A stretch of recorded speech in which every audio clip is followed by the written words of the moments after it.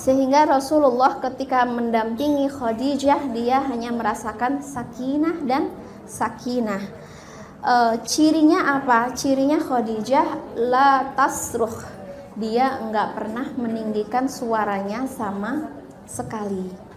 Ya, jadi sekecewa apapun, sekesal apapun, berusaha untuk menjaga intonasi suara. Kadang-kadang kalau kita kecewa, udah suara kita udah sudah rada aneh ya. Mungkin kita rada kesel, tapi berusaha nazrah. Cara aku memandang suami ini ibadah. Cara aku memandang anak-anak adalah ibadah. Jangan sampai pas kita kesel, kita pelototin anak-anak kita. Nah, ini nggak bagus, bukan contoh yang baik. Jadi kalau memang kita dalam kondisi dalam amarah, jangan ungkapkan lewat tangan kita, lisan kita, apalagi mata kita. Jadi mending kita undur diri dulu ya kalau memang dalam kondisi amarah. Kenapa? Karena makin kita menjauh dari kondisi sakinah.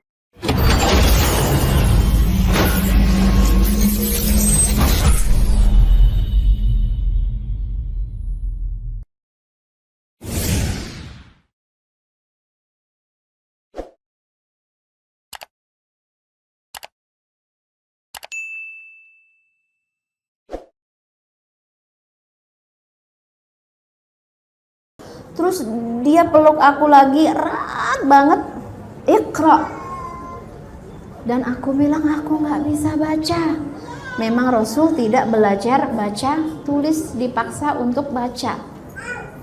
Nah, intinya sang suami udah lama meninggalkan istri, pulang-pulang bawa masalah. Mungkin kalau istri biasa, istri yang nggak sakinah, pas tok gitu kan, malam-malam dibukain pintu. Kalau istri nggak sakinah pasti bilang, oh kamu kirain udah lupa jalan pulang. Kenapa? Karena udah kesel, suaminya sering meninggalkan. Kalau Khadijah nggak bilang seperti itu. Dia tidak memberikan kata-kata yang menyakiti suaminya, langsung menghampiri, ada apa? Dia bilang ada sesuatu tadi ya, yang sangat besar. Kemudian nyuruh aku membaca. Mungkin kalau istri biasa bakal bilang, entah apa yang merasukimu gitu kan. Coba nyanyi entah apa yang merasukimu kan, juk-juk. Katanya ada sesuatu. Makanya karena Khadijah ini tipe sakinah, dia sangat santuy ya, mendengarkan masalah suaminya dengan seksama, ingin mengerti, ingin memahami. Jadi sifat perempuan itu understanding, harus bisa memahami. Jadi harus mau mendengar, jangan hanya pengen didengar aja. Jadi udah lama curhat Rasul karena Khadijah perempuan cerdas.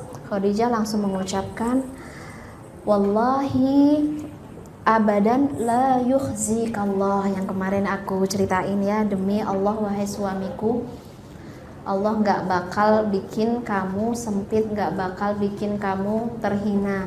Jadi intinya apa?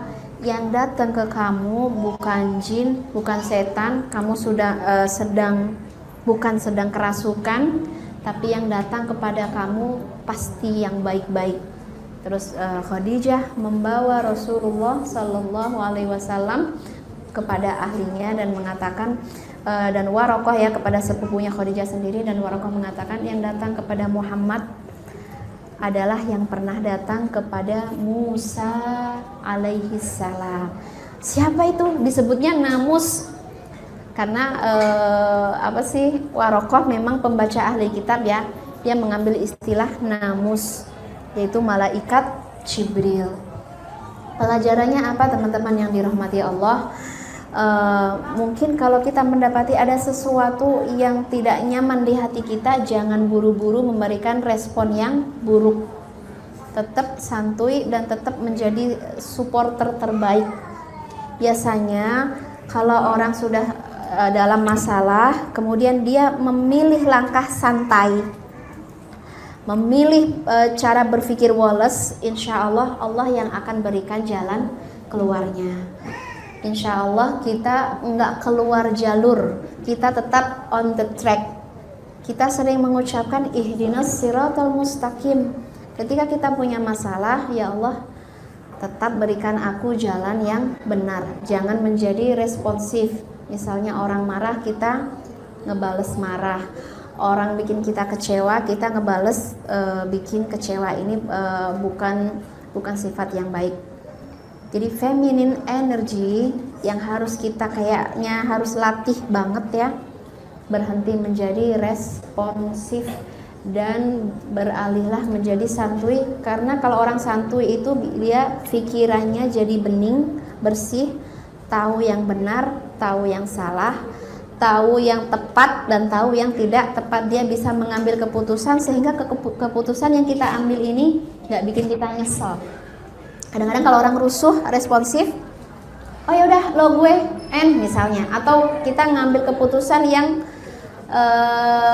pokoknya lagi kondisi marah, lagi kondisi benci. Nah, lama-lama ketika hari demi hari, tahun demi tahun, kita menyesali keputusan yang kita ambil karena sebuah emosi. Seperti Rasulullah tepat sekali ketika mengambil keputusan, ya udah kita pulang aja ke Madinah. Tahun ini enggak apa-apa kita pergi haji tapi nggak bisa melaksanakan manasik. Toh yang tahu niat kita pergi Allah ya. Barang siapa yang sudah berniat, sudah berazam melaksanakan sebuah kebaikan, maka Allah sudah catatkan kebaikannya meskipun belum tuntas, belum beres.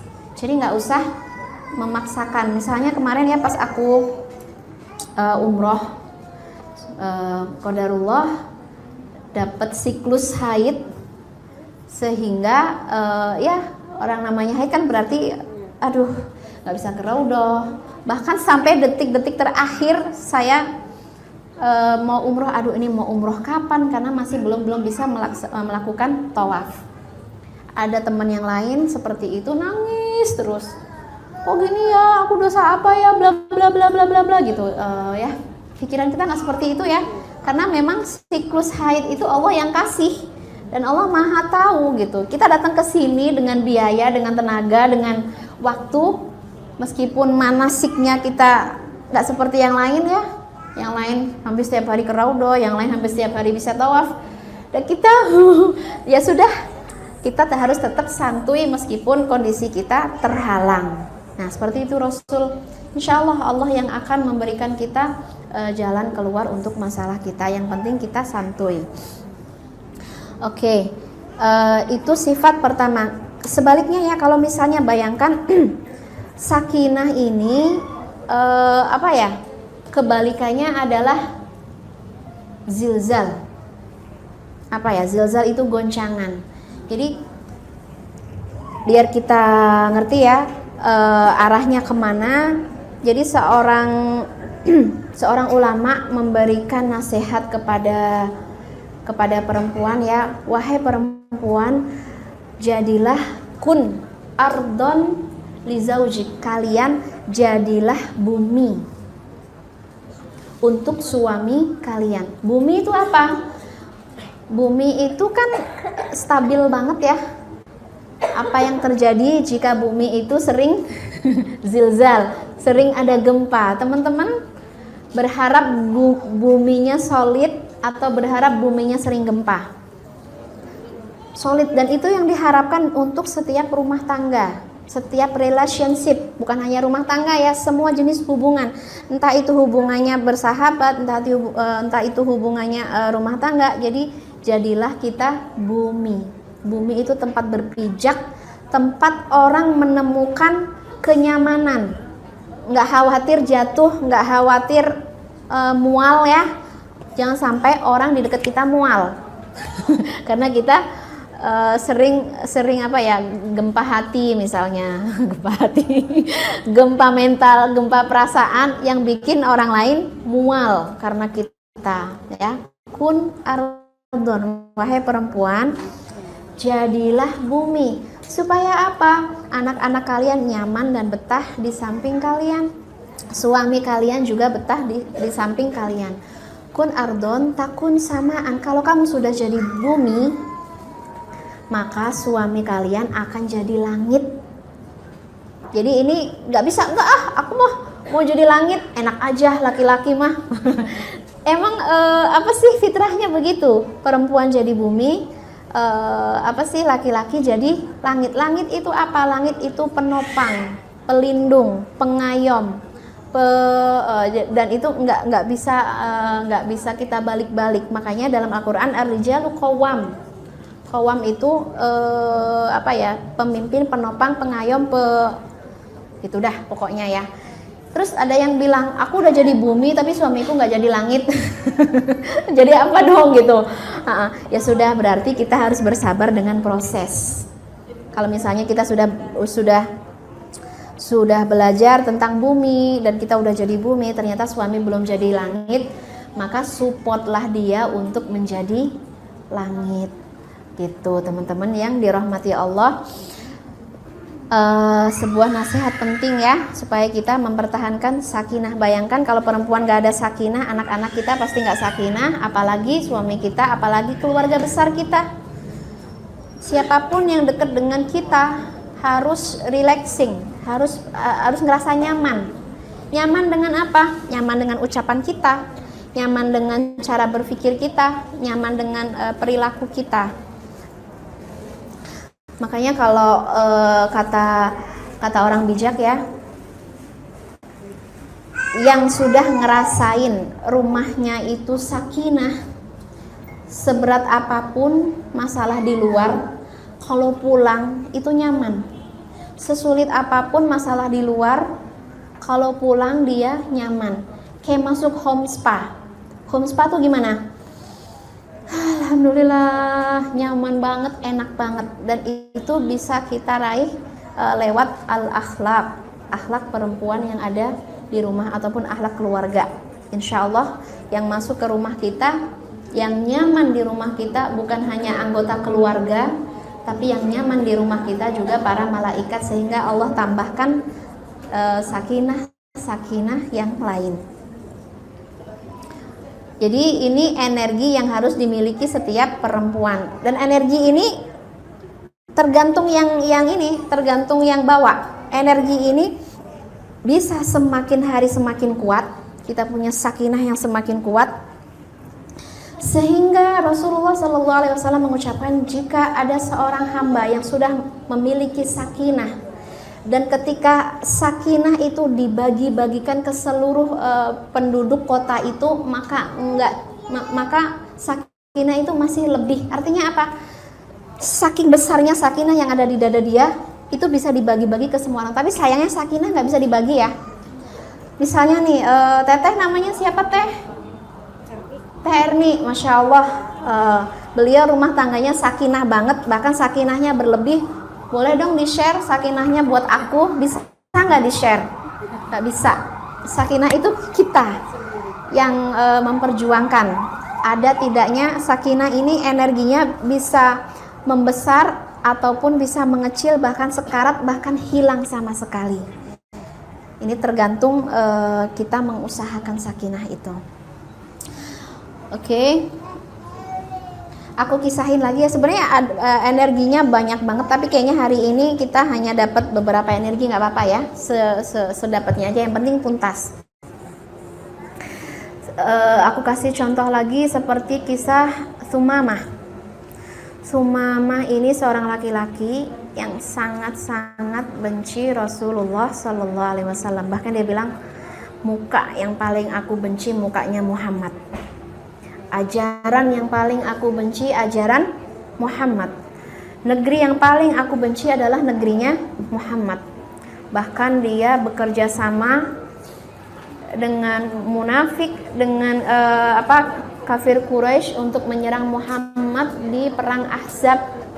Perang Ahzab itu perang NATO ya, perang aliansi, semua bangsa-bangsa menyerang kota Madinah.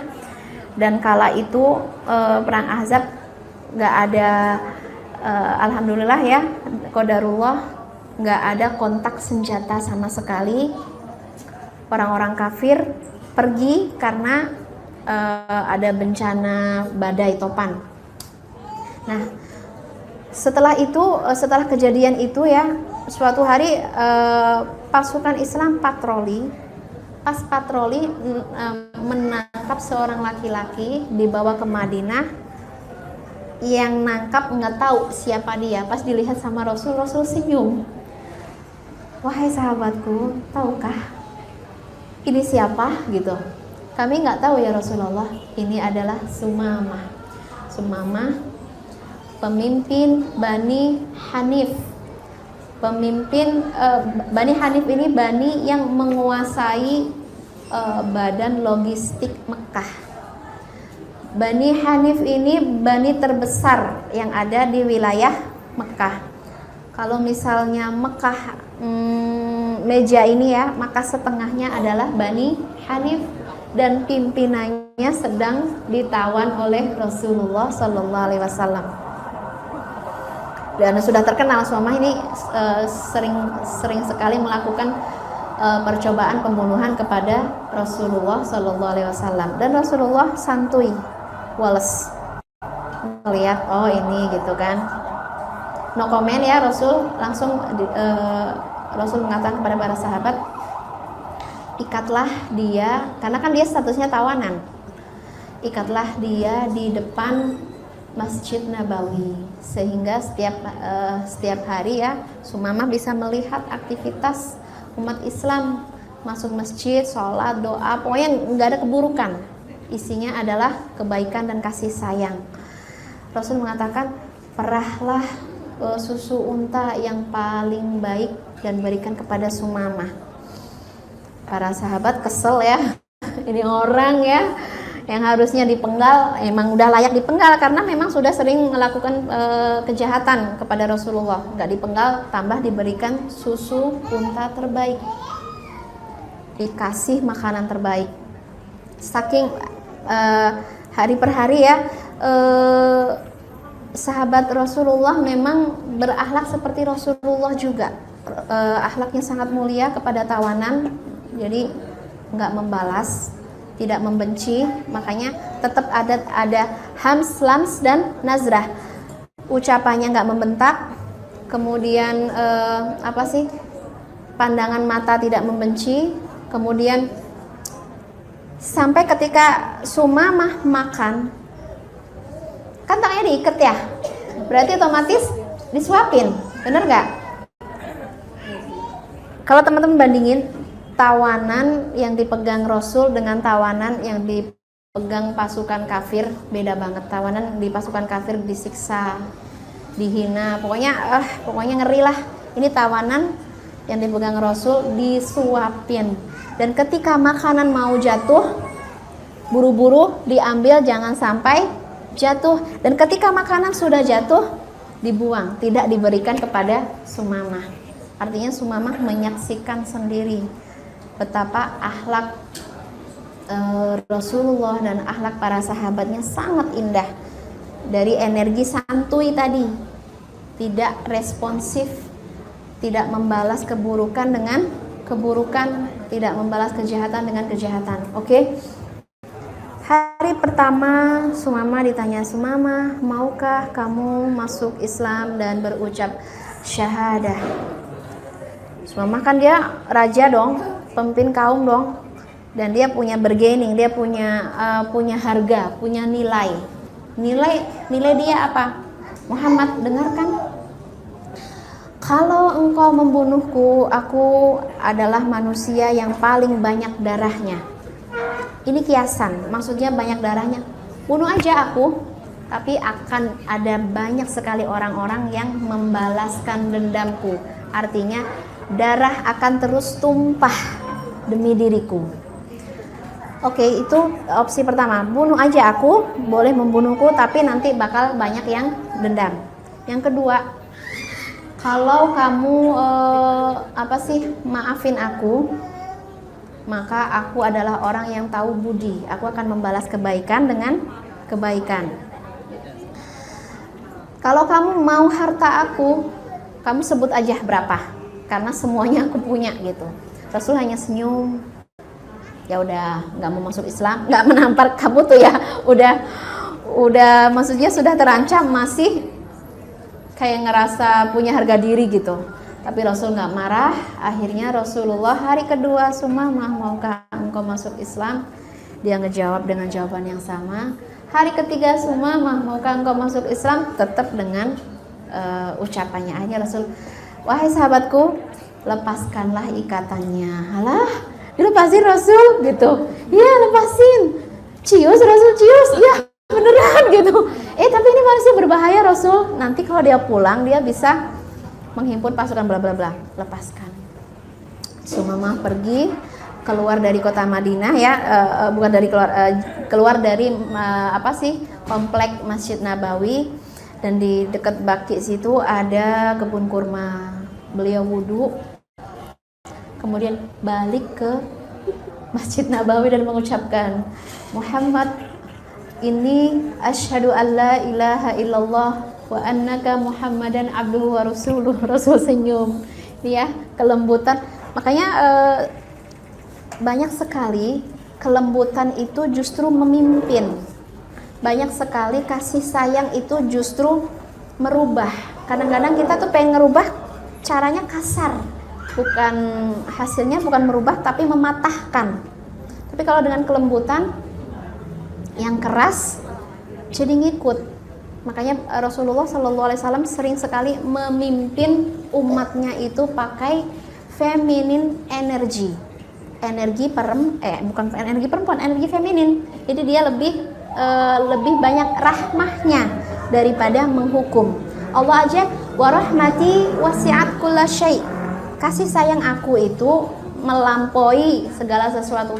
Harusnya nih ya, kita nih ya udah banyak dosa, udah kena hukuman, tapi kenyataannya kita nggak dihukum sama Allah.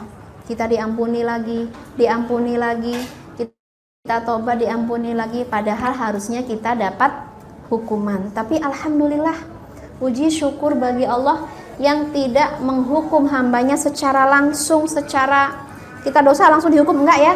Alhamdulillah selalu dikasih spare time, selalu dikasih space. Kapan hambaku taubat, kapan hambaku memperbaiki diri. Warahmati wasi'at kulla syai'. Oke, kita kembali ke Sumamah. Sumamah syahadat karena kelembutan Rasul, karena kasih sayang Rasul. Rasul sudah berhasil memimpin hati Sumamah. Terus Sumamah curhat dong, ya Rasulullah, pas aku diciduk sama sahabatmu, aku tuh niat umroh, tapi umroh jahiliyah. Sebelum Islam juga ada ibadah umroh. Nah, aku sebaiknya gimana? Apakah tetap di sini? Apakah pulang aja atau berangkat umroh? Wahai Sumamah, berangkatlah umroh, lanjutkan niat baikmu. Tapi karena kamu sudah muslim, kamu sudah bersyahadat, laksanakan umrohnya umroh Islam, bukan umroh jahiliyah. Emang beda banget umroh Islam dengan umroh jahiliyah. Datanglah Sumamah ke Ka'bah. Namanya orang talbiyah pasti kenceng dong. Labbaik Allahumma labbaik, labbaik la syarika laka labbaik, innal hamda wan ni'mata laka wal mulk la syarika lak. Dia berarti di situ dong. Umroh atau talbiyah muslim la syarika lak, berhenti di situ. Sedangkan talbiyah syirik, tidak ada sekutu bagimu kecuali yang kau ambil sebagai sekutu. Sama persis dari awal sampai akhir, cuman ditambah kecuali sekutu yang kau ambil sebagai sekutumu. Kaget dong orang-orang yang ada di Mekah. Itu siapa yang talbiyah? Padahal kan kemarin baru pulang dari peperangan ya. Ini kok ada orang yang berani-beraninya mengucapkan talbiyah sekenceng itu di Ka'bah, yang Ka'bah itu dikuasai orang kafir. Dan umrohnya yang dia lakukan umroh Islam banget, langsung marah. Saking marahnya dia berani banget sih gitu.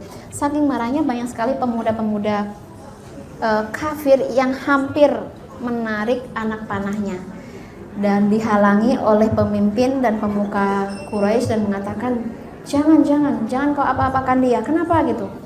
Dia Sumamah, dia pemimpin Bani Hanifah, penguasa logistik negeri Mekah. Terus pemimpin Mekah mengatakan, wahai Sumamah, kamu jangan bikin makar dong.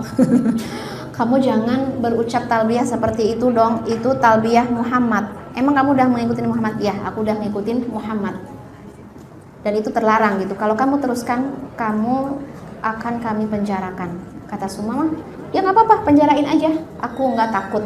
Sumamah dipenjara dan datanglah pengikut-pengikut Sumamah. Aku dipenjara, nggak apa-apa. Asal aku perintahkan kepada kalian, wahai kaumku, boikot, embargo pangan penduduk Mekah. Sehari tahan, 2 hari mulai harga roti, harga pangan sangat mahal. Hari ketiga nggak ada makanan sama sekali. Bingung lah penduduk Mekah, nggak bisa makan gara-gara Sumamah. Akhirnya pemuka Quraisy datang kepada Sumamah. Sumamah, kami keluarkan engkau, kami minta maaf, please keluarkan logistik untuk penduduk Mekah. Lihat anak-anak kami kelaparan, istri-istri kami kelaparan, ayah kami kelaparan gara-gara engkau embargo. Apa coba kata Sumamah? Baik, aku maafkan kelakuan kalian. Dengan syarat kalian minta maaf sama Muhammad. Jeng jeng. Ini kan ngeselin banget ya. Nah, ini tuh sebenarnya skenario Allah ya. Lembutnya Rasul ke Sumamah bisa menguasai kehidupan penduduk Makkah. Jeng jeng, kami gitu meminta maaf sama Muhammad. Siapa Muhammad? Muhammad kan musuh terbesar kami. Kenapa? Bla bla bla. Ya sudah, terserah. Kalau kalian gak mau minta maaf kepada Muhammad, seluruh penduduk Makkah mati kelaparan. Akhirnya terpaksa dong ya, dengan wajah yang malu, dengan wajah yang gimana, wahai Muhammad gitu, kami tahu engkau adalah wasil ar-rahm, kami tahu engkau penyayang, kami tahu engkau penuh kasih, kau nggak bakal tega melihat penduduk Makkah kelaparan. Baiklah. Akhirnya Rasul ngasih maaf, mengirim, wahai Sumamah, berbuat baiklah kepada penduduk Makkah. Nah, ini sebenarnya yang pengen aku garis bawahi adalah mungkin saat itu ketika kita santuy woles ngalah, nggak ngebales, kayak nggak ada efeknya, kayak kita jadi korban, kayak kita jadi jadi orang yang dirugikan. Enggak, nanti suatu saat akan ada kebaikan. Makanya misalnya teman-teman dibully gitu kan, jangan balas bulian dengan bulian, jangan balas cacian dengan cacian, karena itu tadi tanggung jawab kita memimpin umat, tanggung jawab kita memimpin keluarga lewat kasih sayang seperti tanggung jawab Rasulullah Sallallahu Alaihi Wasallam. Dengan Rasul itu cowok ya, tapi feminin energinya sangat kuat. Makanya teman-teman yang dirahmati Allah, kita sebenarnya ya yang bagus itu keseimbangan antara feminin dan maskulin energi. Tapi kalau kita punya energi feminin lebih banyak, itu sudah benar ya, seperti yang dilakukan oleh Rasulullah Sallallahu Alaihi Wasallam. Jadi jangan rasa jadi perempuan itu perempuan jangan lembek kayak tahu gitu kan. Perempuan jangan mau jadi korban. Perempuan akhirnya perempuan perkasa keluar. Aku jadi perempuan perkasa dan gak akan mengalah, dan siapapun yang akan menzalimi akan aku lawan. Baiklah, perlawanannya mungkin ada caranya sendiri, bukan perlawanan yang sifatnya otot dengan otot. Bukan perlawanan yang kita harus sama persis dengan laki-laki. Jangan lawan laki-laki dengan sifat maskulin, karena laki-laki itu maskulinnya tinggi. Maskulin tinggi ketemu dengan misalnya kita tinggikan maskulin kita, itu nggak bakal ketemu. Makanya apa kata Rasul? Perempuan terbaik itu perempuan yang ata'at zaujaha, yang mau taat kepada suami. Kok taat terus, capek tahu gitu kan. Amit-amit deh, kapan suami taat sama kita? Gitu kan. Nah, ini sebenarnya perempuan memang punya tanggung jawab untuk untuk menjadi sumber sakinah tadi. Meskipun suami juga punya tanggung jawab untuk jadi sumber sakinah, punya tanggung jawab untuk menjadi ardon tadi, menjadi bumi, menjadi ya gitu deh. Karena memang kehidupan perempuan ini yang banyak jadi muara kasih untuk keluarganya, jadi muara kasih untuk semua orang, kan perempuan ya. Ketika Allah menciptakan kasih sayang, yang keluar perempuan dong. Ya, laki-laki juga sih. Ketika Allah ingin menciptakan kelembutan, yang keluar juga perempuan. Maaf ya, jangan jealous kalau di sini ada laki-laki, nanti kita bahas. Karena ini momennya perempuan, jadi aku lebih mentreatment perempuan. Jadi aku tidak mentreatment laki-laki karena akan ada yang ahli laki-laki untuk mentreatment sesama laki-laki. Jadi gitu teman-teman yang dirahmati Allah. Oke, aku ada waktu berapa menit lagi? Ini kita cuma dapat 1 poin ya. Sebenarnya masih banyak sekali poin feminine energy. Mangga saya serahkan kepada moderator, semoga bisa diambil manfaatnya. Kalau mau kita diskusikan, mangga.